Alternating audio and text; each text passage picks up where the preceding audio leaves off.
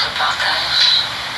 Je suis la sœur Irène, celle que le Seigneur a fait grâce de visiter 2 fois le séjour de mort et de donner un message particulier à son peuple. Et je suis une sœur par la grâce, par l'amour de Dieu, que le Seigneur m'a envoyé vers vous pour vous donner ces messages. Et qu'est-ce que le Seigneur m'a dit? Le Seigneur m'a dit ceci, parce que nous prenons le livre d'Apocalypse, chapitre 22, nous prenons le verset 6. Le Seigneur m'a dit de vous dire ceci. J'ai lu au nom du Seigneur Jésus-Christ. Et il me dit, ces paroles sont certaines et véritables. Et le Seigneur, l'idée des esprits des prophètes, a envoyé son ange pour montrer à ses serviteurs les choses qui doivent arriver bientôt. Et le Seigneur m'a dit encore de lire le verset 16. Le verset 16 dit ceci. Moi, Jésus, je vais envoyer mon ange pour vous attester ces choses dans les églises. Je suis les rejetants et la postérité de David, les 3 premiers du matin. Le Seigneur m'a fait grâce de visiter ces jours de mort 2 fois par la voie de la mort. La première fois, ça s'est passé le 17 janvier 2005. Avant l'année 2005, j'ai parti à l'église comme tout le monde. J'étais dans le service des protocoles. Je faisais l'œuvre du Seigneur. Mais l'œuvre que je faisais, je n'honorais pas Dieu. Ma vie ne rendait pas grâce à Dieu. Parce que je m'habillais mal. J'ai laissé mes cuisses dehors. J'exposais mon corps. Et lorsque je partais à l'église, en tout cas, je m'habillais convenablement. En sortant de l'église, je partais dans des bars, dans des hôtels. J'avais une sale vie. Et on m'avait engrossé. Après m'avoir engrossé, je n'avais pas voulu garder l'enfant avec moi. Le Seigneur aussi m'a forcé de garder l'enfant. Je suis allée chercher 5 médecins pour me faire avorter. Le premier médecin m'avait dit qu'il a attendu une fois qu'on lui disait qu'il ne me fasse pas avorter. Je suis allée sur le 2e idem, le 3e, le 4e. Le 5e avait accepté. Il nous a dit de revenir demain matin. Et le matin, lorsque nous sommes revenus, il nous a remis l'argent. Il a dit que pendant son sommeil, on lui a dérangé chez quelqu'un de ne pas me faire avorter. Ça m'avait dérangé, vraiment dérangé. Et j'avais l'idée toujours d'avorter. Mais un jour, quand je marchais, derrière moi, il y a une personne qui m'appelait. Je n'ai pas voulu regarder la personne. Subitement, la personne est sortie devant moi. La personne m'a appelé Irène. Le Seigneur m'a envoyé chez toi. J'étais étonnée de voir quelqu'un qui était derrière moi, de disparaître et apparaître devant moi. La personne m'a dit que le Seigneur a dit que je garde la grossesse. Le Seigneur m'a visité avec cette grossesse. Il m'a dit que je vais enfanter un garçon. Un garçon de 2,4 kg, c'est ce qui s'est passé aussi.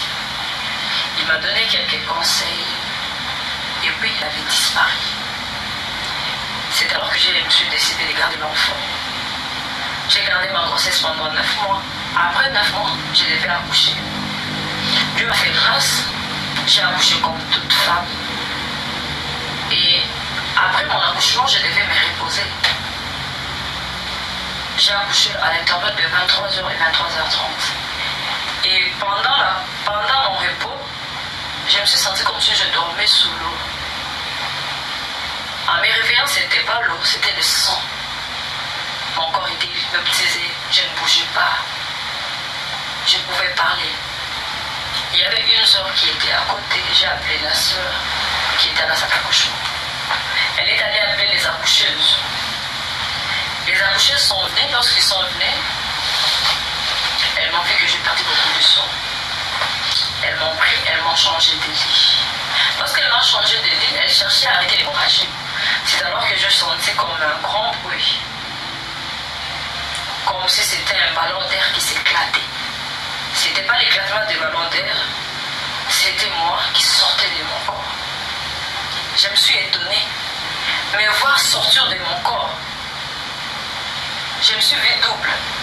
Celle qui tombait, c'était moi, et celle qui était debout, c'était moi. Alors lorsque je me suis mise debout, ce qui m'a encore étonné, je ne pouvais pas piétiner cette terre. Je ne pouvais pas me mettre sur cette terre. Alors, je me suis mise à une hauteur. Je cherchais à piétiner la terre. Je ne parvenais pas. La première accoucheuse a dit à son amie, elle a rendu l'homme.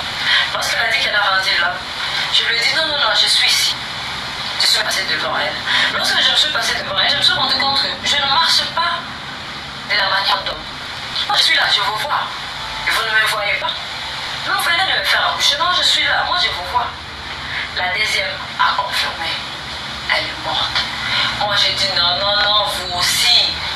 Mais je suis devant vous, comment vous ne me voyez pas? La sœur a dit, parce qu'ils étaient là. La sœur a dit oui, oui. La fille a rendu l'homme. J'ai dit, ma sœur, et toi aussi. Après cela, je me suis dit non, non, non. Apparemment, il ne me voit pas. Je dois les toucher pour qu'ils sentent au moins que je suis ici. Je suis allée chez la première. À la première, je dis, je dois la toucher par sa main. Arrivé auprès d'elle, lorsque je touche par la main, je n'ai rien touché. Je commence à pleurer. Je me suis rendu compte qu'elle ne me voyait pas, qu'elle ne me sentait pas non plus. Je me suis dit, avec la première, j'ai touché avec la main. Comme je n'ai pas vu que je touche l'épaule de l'autre, je me suis déplacée vers l'épaule de l'autre. Lorsque je voulais toucher l'épaule de l'autre, je n'ai pas vu. En tout cas, là, j'ai commencé à pleurer encore davantage. Je me suis dit, non, non, non, je vais chez la sœur. Au moins, elle, je vais la serrer. Elle va me sentir. Je me suis déplacée jusqu'à chez la sœur. En voulant la serrer, je n'ai rien ressenti. Elle ne m'a pas ressenti. J'ai commencé à pleurer. Je passais devant le visage de chacun. Je leur disais, je ne suis pas morte. Regarde, je suis là. Je suis là. Je suis là. Je suis devant vous. Je vous vois, mais vous ne me voyez pas. Mais vous venez de m'accoucher. L'enfant est là. Il y a une voix forte qui m'a appelée Irène. Sur la terre, le jour-mère. Et toi, tu es morte. Après la voix, je commençais à pleurer et je rentre en arrière. Les personnes voulaient enlever mon fils. Je voulais prendre mon fils, mais c'était impossible. Parce que disparu de ces mondes. J'avais déjà quitté ses corps. Et en voulant prendre l'enfant, je pleurais. Je me disais, est-ce qu'il y a quelqu'un qui peut aimer mon fils de la même manière comme son propre fils? Est-ce qu'il y a quelqu'un qui va prendre charge, soin de ce petit enfant? Je viens de l'accoucher. Est-ce qu'il y a un homme qui peut, une personne qui peut aimer mon fils et les garder jalousement comme son propre fils? Subitement, la porte de la maternité s'est ouverte. Il y avait un grand vent. Un vent qui n'est jamais eu sur la terre. Le vent est entré, le vent m'a soulevé comme un petit papier et le vent m'a jeté dehors. À son temps dehors, c'était plus immonde. Lorsque le vent m'a jeté, j'étais là debout. Ma tête est inclinée. Il y avait un nuage noir, c'était sombre, qui m'a enveloppé. Le vent me poussait comme s'il y avait une main derrière pour aller et quitter là-bas. En tout cas, le vent m'a poussé. Quand je partais, je me souciais de mon enfant. L'enfant va rester avec qui? Le chemin où je partais, c'est pas comme la terre. C'est différent de la terre, c'est sombre. Mais vous avez quand même la facilité de voir lorsqu'une personne est à côté de vous. Je marchais, il n'y avait pas d'arbre. Il n'y avait personne. Il n'y avait pas de maison. Je fais un long chemin. Le vent est venu, le vent m'a tourné. Lorsque le vent m'a tourné, je me suis réveillée, j'étais à l'hôpital. Je suis encore sortie du corps pour la deuxième fois, je suis partie. Je suis partie de la même manière que la première.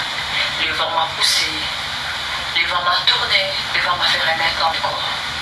Alors lorsque le vent m'a retourné dans mon corps, je vis, il y avait des médecins qui étaient là parce que la sœur avait appelé le médecin pour qu'il vienne aider dans mon cas.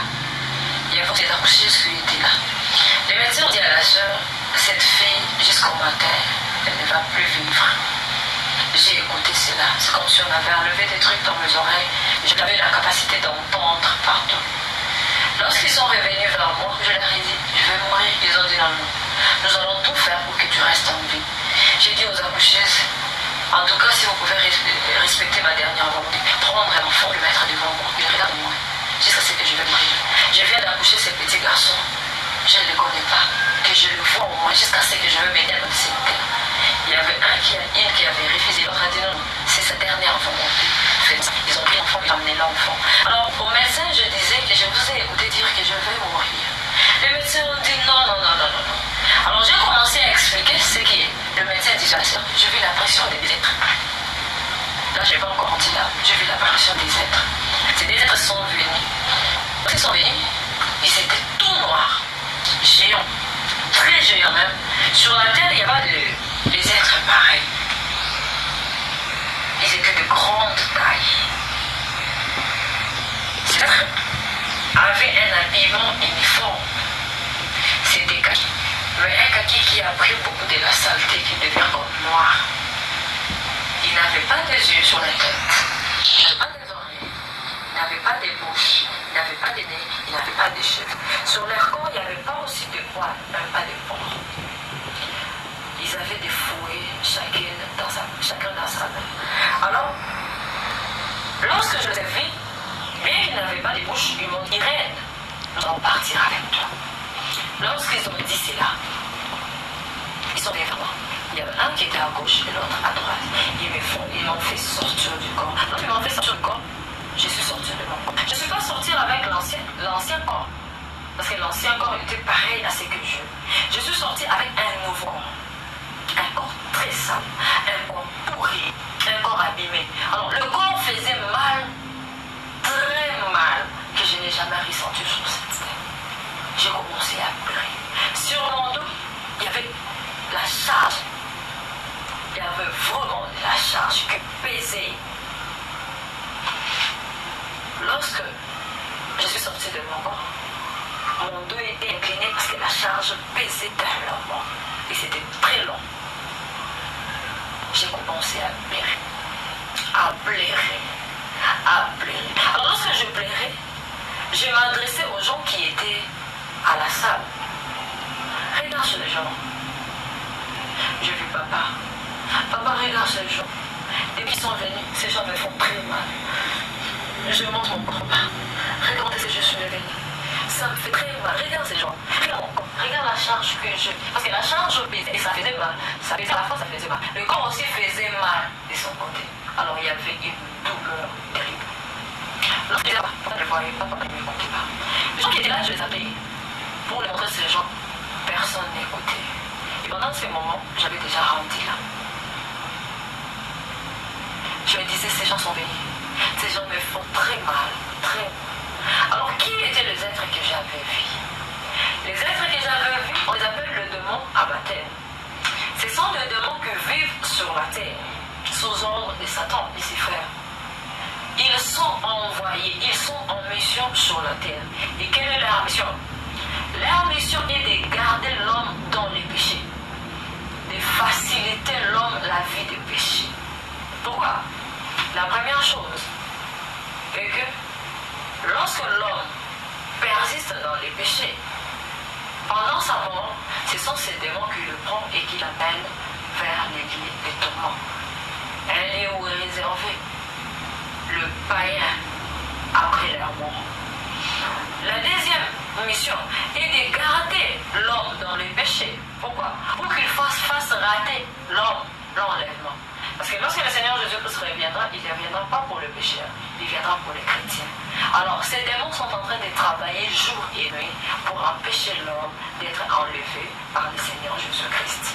Et ces démons, on les appelle les démons abatteurs. Ces démons utilisent des carrés, ils utilisent des rectangles, ils utilisent des cercles. Ils travaillent avec le cœur de gens. Avec le cœur de gens. Et vous verrez que lorsque vous voulez commettre un péché, c'est comme s'il y a quelqu'un qui vous dit, fais, ce n'est pas un problème. Même si vous voulez, ce n'est pas grave. Même si vous vous habillez mal, ce n'est pas un problème, c'est ton ami qui t'a donné l'argent. Et qui t'a... Est-ce que ces gens-là, les gens qui te critiquent, peuvent acheter pour toi? Alors ce sont les démons abatteurs. Pourquoi ils font ça? Ils font ça pour t'aider dans le péché, pour que tu puisses continuer dans la vie de péché. Alors la charge que j'avais portée et le corps que j'avais. Le corps que j'avais, c'est le corps de